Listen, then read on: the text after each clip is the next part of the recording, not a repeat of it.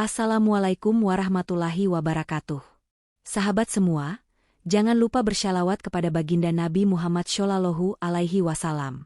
Semoga sholawat kita menjadi sebab keberkahan hidup. Sebelum kita mulai, ayo dukung channel Elva Story dengan menekan tombol subscribe sekarang juga. Apakah kalian pernah mendengar kisah nyata tentang perempuan muda Indonesia yang bekerja jauh di Arab Saudi, lalu takdir mempertemukannya dengan cinta yang tak terduga? Bagaimana mungkin seorang karyawan biasa akhirnya dinikahi oleh pewaris perusahaan raksasa? Dan apa yang membuat kisah ini berbeda hingga layak kalian simak sampai akhir? Mari kita mulai ceritanya. Aisyah menatap layar ponsel yang penuh notifikasi. Matanya sembab karena semalaman menangis. Hari itu adalah pertama kalinya ia benar-benar sadar bahwa hidupnya tak lagi sama sejak menginjak lantai 30 gedung Al-Muqaddim Tower. Ia datang dari kampung kecil di Jawa Tengah. Gadis sederhana berusia 24 tahun, dengan keberanian seadanya untuk merantau ribuan kilometer. Saat pesawat mendarat di Riyadh, rasanya seperti mimpi. Langit gurun sore itu terbakar warna oranye. Dan di antara keramaian bandara, Aisyah mengusap ujung kerudungnya, berbisik lirih. Ya Allah, kuatkan aku di sini. Pagi pertama bekerja, ia berdiri canggung di resepsionis. Seragam kantor longgar warna krem, membuatnya tampak lebih mungil dibanding staf lain. Sebuah pintu kaca terbuka pelan, lalu melangkah masuk seorang pria muda berkacamata hitam.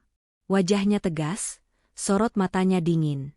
Dialah Fares Al-Salim, direktur yang sejak dulu hanya Aisyah lihat di foto berita perusahaan. "Nama kamu siapa?" tanyanya dengan aksen Arab berat. Aisyah, Tuan. "Mulai hari ini kamu di lantai 30. Administrasi ekspor," jawab Fares tanpa menoleh lagi. Seisi kantor menatapnya, seakan tak percaya gadis asing itu akan bekerja langsung di divisi utama perusahaan logistik terbesar di Timur Tengah. Hari-hari pertama adalah ujian kesabaran. Bahasa Arab Aisyah belum lancar. Ia kerap keliru mengetik laporan kontrak. Pernah suatu sore, Fares berdiri di belakangnya tanpa suara. "Kau tahu, satu kesalahan tanda tangan bisa membuat perusahaan rugi miliaran." Suaranya terdengar datar. "Maaf, Tuan, saya akan periksa lagi," jawab Aisyah menunduk. Tapi di balik tatapan dingin Fares, diam-diam ada sesuatu yang membuat Aisyah penasaran. Pernah, saat rapat selesai lebih cepat, ia mendengar percakapan Fares dengan asisten pribadinya di telepon. "Kalau dia tetap di sini, itu akan jadi masalah, tapi aku tak sanggup memintanya pergi," ucap Fares pelan. Siapa yang ia maksud? Dan mengapa suara itu terdengar penuh resah? Aisyah tak tahu. Yang ia tahu, sejak hari itu ia mulai merasa ada sesuatu yang sedang berubah. Hujan pasir turun lembut di luar jendela kaca lantai 30. Sore itu, Aisyah masih duduk di meja kerjanya, menatap lembar laporan tender yang belum juga selesai. Tangannya gemetar. Ia sadar, kalau sampai salah hitung, seluruh divisi bisa kena tegur. Jam sudah menunjukkan pukul 7 malam ketika pintu ruang administrasi terbuka. Fares berdiri di ambang pintu. Setelan jasnya masih rapi, sorot matanya sulit ditebak. "Kau belum pulang?" tanyanya tanpa ekspresi. "Saya harus memastikan data ini valid sebelum dikirim ke Dubai, Tuan," jawab Aisyah pelan. Fares melangkah mendekat. Sinar lampu gantung memantul di lensa kacamatanya. Ia menatap meja Aisyah yang penuh coretan revisi. "Kau pikir perusahaan ini tidak bisa jalan tanpa kau di sini?" Suaranya terdengar lebih lembut dari biasanya. Aisyah menunduk. "Maaf, saya hanya ingin bekerja sebaik mungkin." Seketika hening mengalir di antara mereka. Fares menarik napas panjang, lalu berkata lirih, "Jangan pernah merasa semua beban harus kau pikul sendiri." Malam itu menjadi awal perubahan kecil. Esok paginya, rekan-rekan kerja mulai melirik Aisyah dengan tatapan penuh curiga. Bisik-bisik menyebar cepat. "Itu gadis Indonesia yang dekat dengan direktur," kata seorang supervisor pada temannya. "Dia pasti sedang cari muka," balas yang lain sambil tersenyum sinis. Aisyah pura-pura tak peduli. Ia hanya ingin bekerja. Tapi di hatinya, benih pertanyaan makin tumbuh. Mengapa Tuan Fares mendadak memperhatikannya lebih dari sekadar bawahan? Suatu siang, ketika Aisyah tengah memindai dokumen, Fares mendekatinya diam-diam. "Aisyah," panggilnya perlahan. "Iya, Tuan. Setelah jam kantor, temui saya di ruang direktur. Ada yang harus kita bicarakan, katanya tanpa menjelaskan lebih lanjut. Aisyah menelan ludah. Seluruh tubuhnya terasa panas. Sepanjang siang, ia tak bisa berkonsentrasi. Detik jarum jam seakan berjalan lebih lambat dari biasanya. Sore pun datang. Dengan jantung berdegup kencang, Aisyah mengetuk pintu ruang direktur. Masuk, suara Fares terdengar berat. Ia duduk di kursi kerjanya, menatap layar laptop. Ketika Aisyah berdiri di hadapannya, Fares memejamkan mata sejenak. Besok aku akan berangkat ke Dubai. Beberapa minggu, katanya pelan. Oh baik, Tuan. Fares membuka matanya. Tatapannya lurus menembus hati Aisyah. Saat aku kembali, aku ingin membicarakan sesuatu yang penting. Bukan hanya tentang pekerjaan. Ucapnya dengan nada yang tak pernah Aisyah dengar sebelumnya. Jantung Aisyah seolah berhenti berdetak. Apa maksud Tuan? Bisiknya gugup. Fares berdiri perlahan, berjalan mendekat. Suaranya hampir tak terdengar saat berkata, "Kau akan mengerti nanti." Saat itu, Aisyah merasa semua batas antara dirinya dan pria itu mulai kabur. Dan ia belum siap menebak apa yang akan terjadi setelah Fares kembali dari Dubai. Sejak kepergian Fares ke Dubai, kantor terasa lebih dingin. Tidak ada lagi langkah kakinya yang tegas di koridor. Tidak ada suara pintu ruang direktur yang terbuka tiba-tiba. Namun bagi Aisyah, justru di saat itu hidupnya mulai berubah menjadi beban yang berat. Hampir setiap hari, supervisor senior bernama Nadim memerhatikannya dengan sorot curiga. Di meja resepsionis, bisik-bisik semakin nyaring. Itu gadis Indonesia yang bikin Tuan Fares jadi aneh. Gumam seorang staf pria. Dia pasti sengaja mendekat untuk cari perlindungan. Sahut yang lain dengan tawa kecil. Aisyah menunduk dalam diam. Tapi sore itu, fitnah datang lebih cepat dari dugaan. Ketika ia hendak pulang, Nadim memanggilnya dengan nada kaku. Aisyah, ikut saya ke ruang audit, katanya tanpa menoleh. Di dalam ruangan, sudah ada 2 orang staf legal perusahaan. Tumpukan dokumen kontrak ekspor ditaruh di atas meja kaca. Kami menemukan draft dokumen penting di email pribadimu. Kau sadar itu bisa disebut pencurian dokumen rahasia? Suara Nadim terdengar menuduh. Aisyah tertegun. Tidak, itu tidak benar. Saya hanya mengirim salinan backup ke email sendiri untuk diperiksa di rumah. Alasan klasik, potong Nadim. Menurutmu, Tuan Fares akan membelamu kalau kau ketahuan mencuri. Air mata Aisyah menggantung di sudut mata. Ia ingin berteriak, ingin menjelaskan. Tapi tak satu pun yang peduli mendengar. Pukul 8 malam, rapat internal diadakan. Semua kepala divisi hadir. Ruangan itu seakan menjadi pengadilan tanpa pembela. Dia baru beberapa bulan di sini. Tiba-tiba dipercaya mengurus dokumen tender terbesar. Sekarang ketahuan membuat salinan ilegal, kata Nadim lantang. Aisyah berdiri kaku di tengah ruangan. Pipinya basah. Saya tidak mencuri. Saya hanya, suaranya bergetar. Pintu ruangan mendadak terbuka keras. Seseorang melangkah masuk, setelan jas abu-abu masih berdebu perjalanan. Fares berdiri di ambang pintu. Wajahnya tegang. Suasana sontak senyap. Siapa yang memberi izin memeriksa staf saya tanpa konfirmasi langsung? Suaranya terdengar menahan amarah. Tuan, kami hanya, Nadim tergagap. Fares melangkah mendekat. Sorot matanya menajam menembus Nadim. Aisyah tidak akan kemana-mana. Simpan semua tuduhan ini sampai saya periksa sendiri, katanya tegas. Tapi Tuan, prosedur perusahaan. Diam, potong Fares pelan. Kalau kau tak punya bukti bahwa dia menjual dokumen ini, berhenti mempermalukan diri sendiri. Aisyah menunduk. Tubuhnya gemetar. Di balik rasa lega, ia tahu satu hal. Sejak malam itu, semua mata di kantor akan semakin menghakiminya. Dan ia pun tak mengerti, mengapa Fares rela kembali dari Dubai hanya untuk membelanya. Seisi kantor sunyi saat Fares menggandeng Aisyah keluar ruang rapat malam itu. Langkah kakinya mantap, seolah tak peduli pada tatapan puluhan orang yang menatap mereka bagai tontonan. Begitu tiba di lift khusus direktur, Fares menekan tombol teratas. Pintu menutup perlahan, meninggalkan kesunyian yang membuat dada Aisyah makin sesak. Maaf, Tuan, saya tidak bermaksud mencemarkan nama baik perusahaan, suara Aisyah parau. Fares menoleh. Pandangannya tajam namun tak lagi sekeras tadi. Kau tidak salah, ucapnya pelan. Tapi semua orang mengira saya. Kau tidak salah, ulang Fares, kali ini lebih tegas. Aisyah menunduk. Ia tak sanggup menatap mata pria itu. Lift berhenti di lantai 33, lantai teratas yang biasanya hanya dipakai untuk rapat dewan direksi. Fares melangkah lebih dulu, lalu mempersilakan Aisyah masuk ke ruangannya yang remang dengan lampu gantung kristal. Di sana, selembar foto tergantung di dinding. Foto Fares bersama ayahnya, pendiri perusahaan, yang terkenal sangat keras. Aisyah menatapnya sejenak, entah mengapa merasa nyeri di dada. Fares berdiri di sisi jendela, punggungnya menghadap Aisyah. Hening panjang melingkupi ruangan. Kau tahu, suaranya terdengar pelan, hampir menyerupai bisikan. Sebelum kau datang, aku tak pernah peduli siapapun di kantor ini. Aisyah tak menjawab.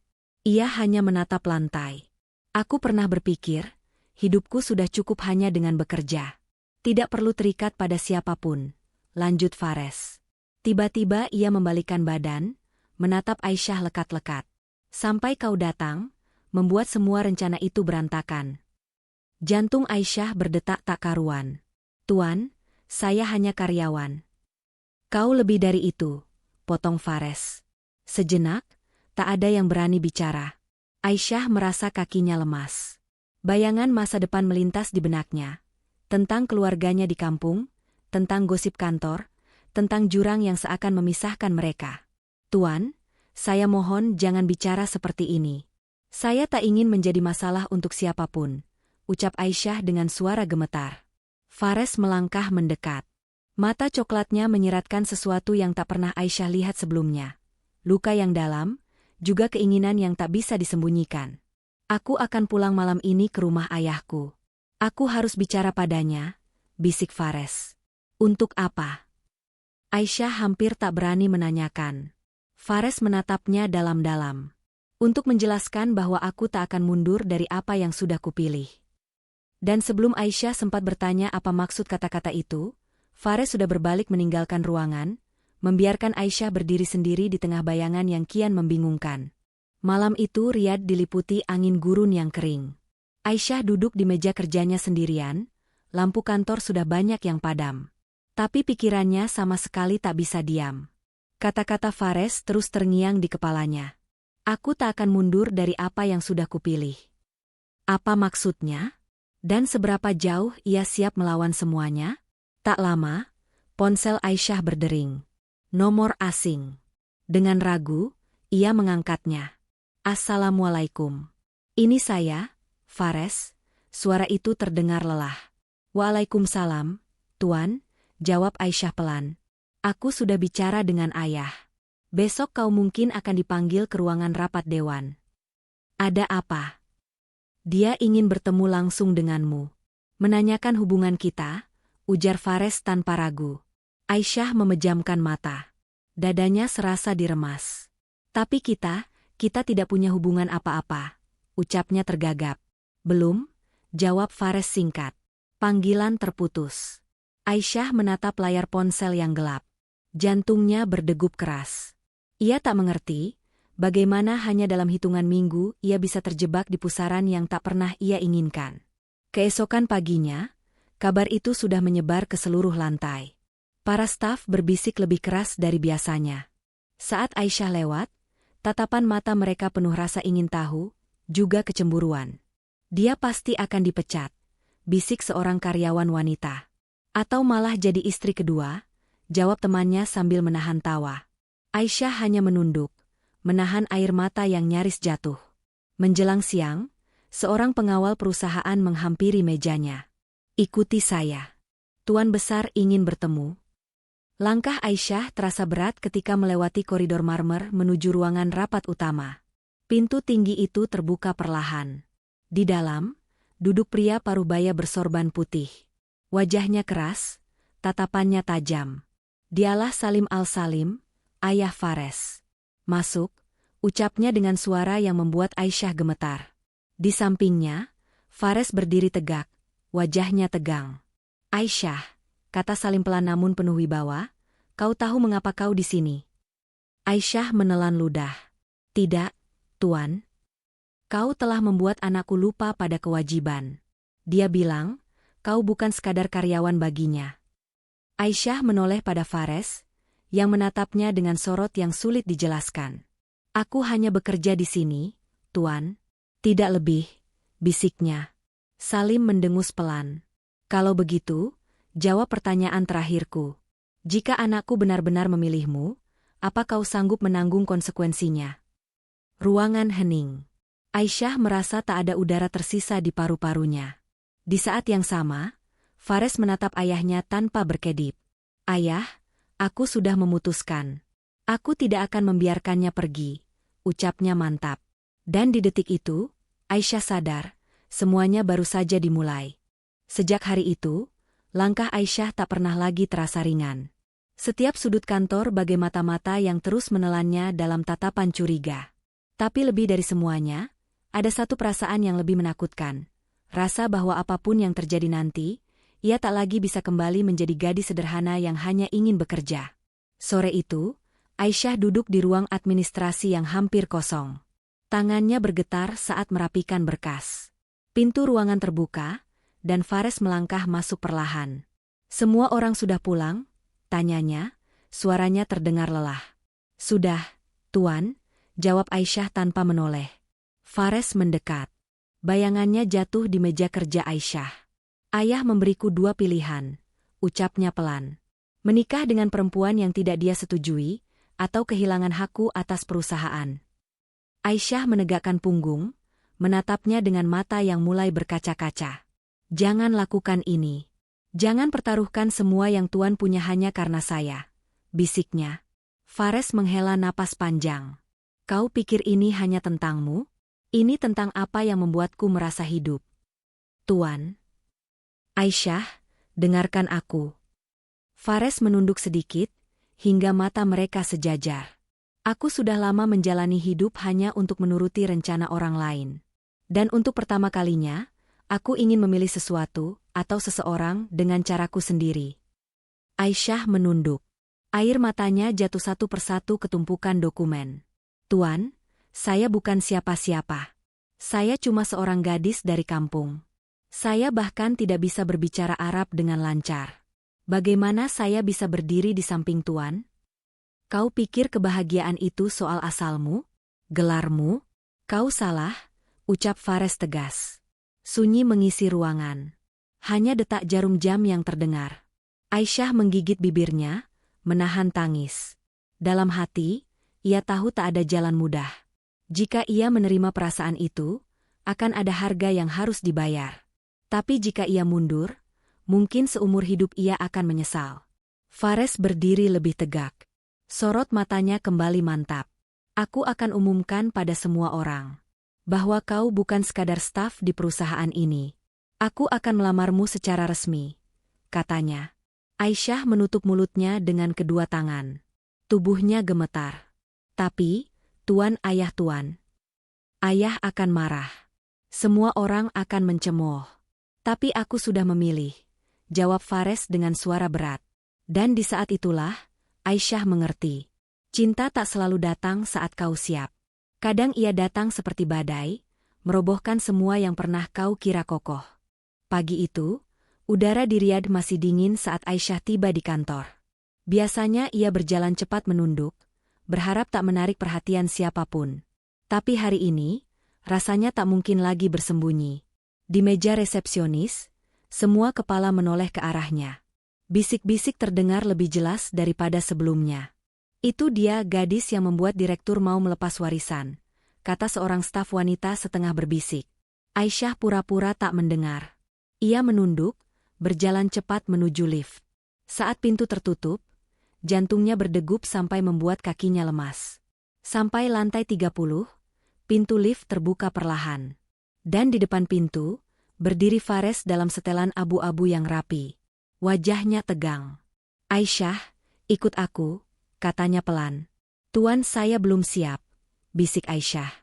Ini tidak bisa ditunda lagi. Tanpa sempat membantah, Aisyah mengikuti langkah Fares menuju ruang rapat utama.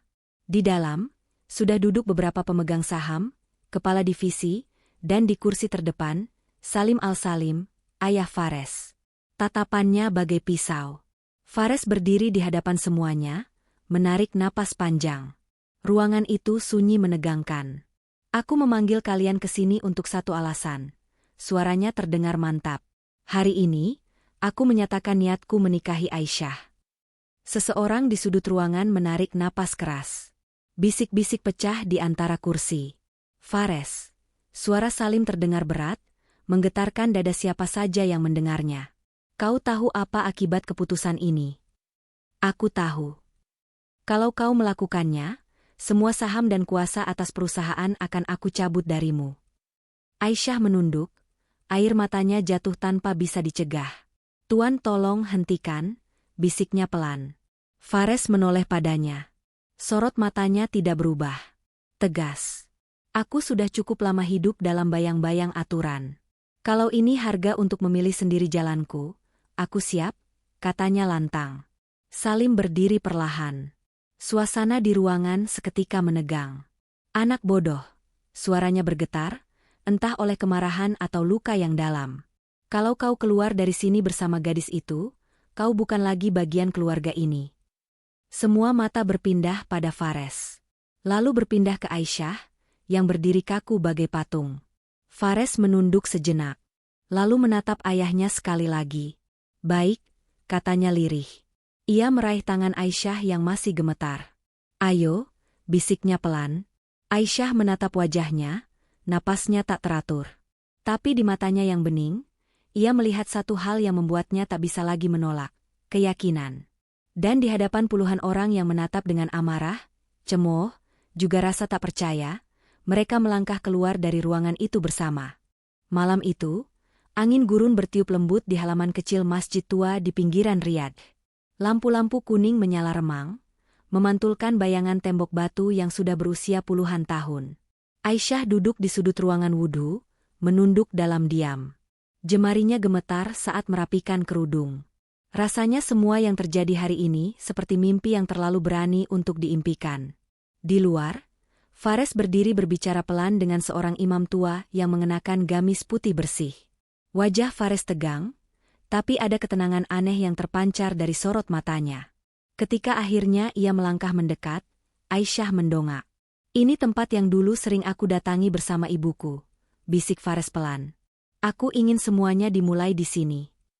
Aisyah menutup mulut, menahan isak. Tuan, ini gila. Semua orang akan membenci kita. Biarlah, jawab Fares. Kalau aku harus kehilangan segalanya, setidaknya aku tidak kehilanganmu. Langkah-langkah kecil mendekat. Imam tua itu tersenyum lembut, menatap mereka bergantian. Anakku, ucapnya pada Fares, kau sudah yakin dengan keputusan ini? Aku yakin, jawab Fares mantap. Aku ingin menikahinya malam ini juga. Aisyah merasa napasnya terputus. Dadanya sesak oleh haru, takut, dan sejumput rasa lega yang entah datang dari mana. Beberapa saksi berdiri di sisi halaman. Bintang-bintang bersinar redup di atas kepala mereka. Ketika ijab kabul mulai diucapkan, suara Fares terdengar bergetar namun penuh keyakinan. Aku nikahkan diriku dengan Aisyah binti Abdul Malik, dengan mahar yang telah disepakati. Seketika itu juga, hati Aisyah terasa seolah pecah menjadi serpihan kecil yang hangat. Semua bayang-bayang cemoohan, kehilangan, dan ketakutan seakan luruh dalam satu kalimat sederhana itu. Imam menatapnya, memberi isyarat. Aisyah, suaranya lembut, kau terima? Air mata Aisyah jatuh deras. Bibirnya gemetar saat menjawab. Saya terima. Malam itu, di halaman masjid kecil yang saksi bisunya hanya tembok tua dan bintang-bintang, dua hati yang berbeda dunia berpadu dalam janji. Ketika Fares meraih tangannya, genggaman itu hangat, kokoh, seolah ingin berkata, tidak ada lagi yang perlu ditakutkan. Dan di sana, di bawah langit Riyadh, mereka memulai babak baru yang tak seorang pun pernah menduga akan terjadi.